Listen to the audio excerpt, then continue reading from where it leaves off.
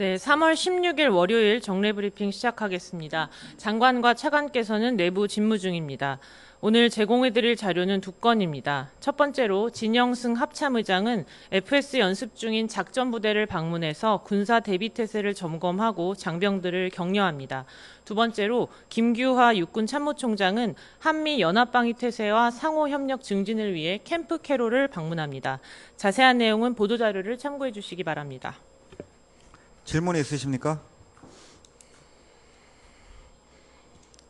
예, 백 기자님. 서울신문 백사연입니다. 호르무즈 해협에 대해서 트럼프 대통령이 한국에 지원 요청을 했는데 현재 우리 해군이 기뢰를 제거할 전력이 어느 정도 되는지, 또 추가로 청해부대 대조영함의 무장 상태도 설명 부탁드리겠습니다. 자세한 것은 작전보안상 말씀드리기 어려울 것 같습니다. 한 가지 더 질문드리면, 청해부대 이동할 때 지금 현재 임무 영역인 아덴만 작전 공백 우려도 나오고 있는데 이에 대해 어떻게 생각하시는지도. 청해부대가 저희가 이동한다고 발표한 적은 없는 것 같고요. 말씀드린 대로 작전보안상 자세한 내용을 공개적인 자리에서 설명드리기가 좀 제한될 것 같습니다. 추가 질문 있으십니까? 예, 변희재 기자님. 네, MBC 변희재입니다. 작전 보안상 내용 말고 원론적으로, 그러니까 이동을 하려면 국회 비준이 필요하다, 그런 내용이 있는데, 그 말고 군 당국에서 혹시 기술적으로 검토해야 하는 어떤 단계나 절차가 있는지 네, 저희가 파병 관련해서는 어제 청와대에서 정부 입장이 나간 것으로 알고 있는데요. 다시 한번 설명을 드리면 미국 트럼프 대통령의 소셜미디어 언급에 주목하고 있으며 이에 대해 한미는 긴밀하게 소통하고 신중히 검토해 나갈 것입니다. 말씀하신 부분은 저희가 예단해서 답할 성질의 것이 아니어서 조금 설명이 제한될 것 같습니다. 네, 윤 기자님. 트루스 소셜 언급 말고 공식 요청에 해당하는 그런 액션이 있었나요? 현재까지 제가 알기로는 없는 것으로 알고 있습니다. 추가 질문 있으십니까? 예, 박 기자님. 그렇다면 트럼프 대통령의 호르무즈 해협 선박 호위를 위한 군함 파견 요청에 대해 가지고 혹시 우리 국방부 의견은 나왔는지 알고 싶고요. 그리고 또 추가로 하나 더 여쭤보고 싶은 건, 북한이 최근에 단거리 탄도미사일로 분류되는 600mm 방사포 10발 정도를 한꺼번에 발사한 것은 한미 간 정례적인 연합 연습인 자유 방패에 맞대응하기 위해서라는 분석이 있는데, 그 정의를 어떻게 보고 있는지 알고 싶습니다. 네, 국방부 입장은 좀 전에 말씀드린 청와대에서 나간 정부 입장이 저희 입장과 동일합니다. 그리고 북한과 관련해서는 우리 군은 북한의 군사적 위협을 억제할 수 있는 충분한 능력과 태세를 갖추고 있습니다.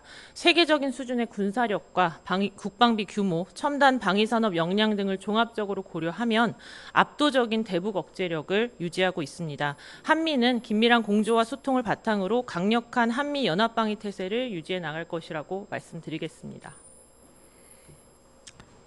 추가 질문 있으십니까? 예, 김 기자님.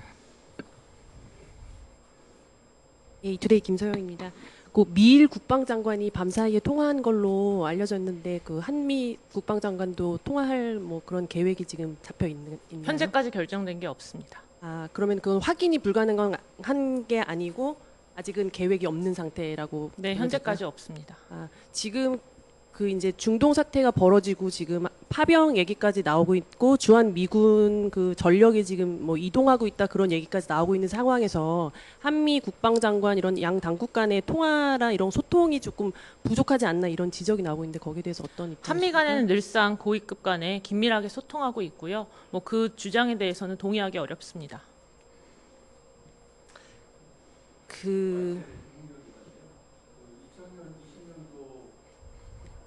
페르시아만 임무 범위 확대한 내용을 보면 당시 국방부가 한시적으로라는 단서를 달았어요.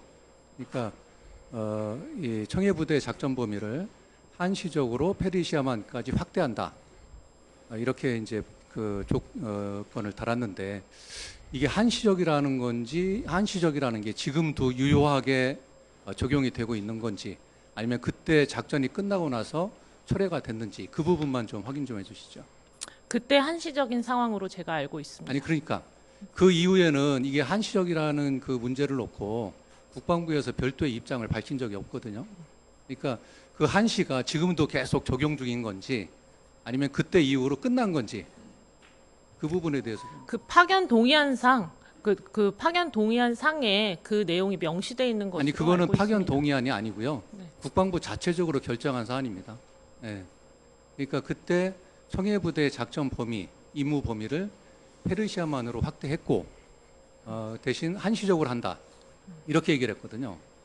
그러면 그때 당시 결정했던 한시적인 그런 범위가 지금도 그 유효한 건지 그 당시에 파견 동의안상 보면 유사시에 우리 국민 보호를 목적으로 하는 지시한 해역에서 작전을 할 수 있도록 명시가 돼 있습니다. 그것을 근거로 당시엔 결정된 것으로 알고 있고요. 지금은 제가 특별히 말씀드릴 사항이 없습니다. 그러면 지금도 그게 아직도 유효한 거죠? 그때 확장된 작전 범위 그 동의안은 동일하지만 지금 상황에 적용할 수 있는지는 종합적으로 검토를 해봐야 됩니다. 제가 확인한 바로는 그 이후에는 결정된 바가 없다라고 이렇게 얘기를 하더라고요. 당시 내용은 제가 다시 한번 확인해 보겠습니다. 왜냐하면 국회에서 그런 얘기가 나오니까 여쭤본 네. 겁니다. 예, 추가 질문 있으십니까?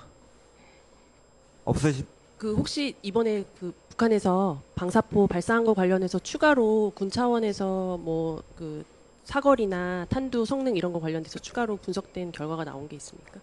합참에서 당시에 발표를 한 것으로 알고 있는데요. 약 350km를 비행했고 정확한 재원은 분석 중이라고 말씀드린 것으로 알고 있습니다. 그러니까 추가로 나온 사항은 없다는 말씀입니다. 저희가 뭐 분석 중이지만 그것을 공개적으로 밝히기는 어려울 것 같습니다. 추가 질문 있으십니까? 국방부에서는 만약에 뭐 단서를 달기 좀 그렇습니다만 정식으로 요청이 오면 이게 국회 비준 그 대상인지 아닌지 지금 어떻게 판단을 하고 계시나요? 예단해서 답변하기가 좀 어려울 것 같습니다. 그러니까 아까 말씀드린 그런 과거 전례를 봤을 때 국방부 자체적으로 결정할 수도 있는 문제가 아닌가 하는 그런 생각이 들어서 네, 정부에서 종합적으로 판단을 해서 결정할 사항으로 제가 이해하고 있습니다. 추가 질문 있으십니까? 예, 없으시면 브리핑 마치겠습니다.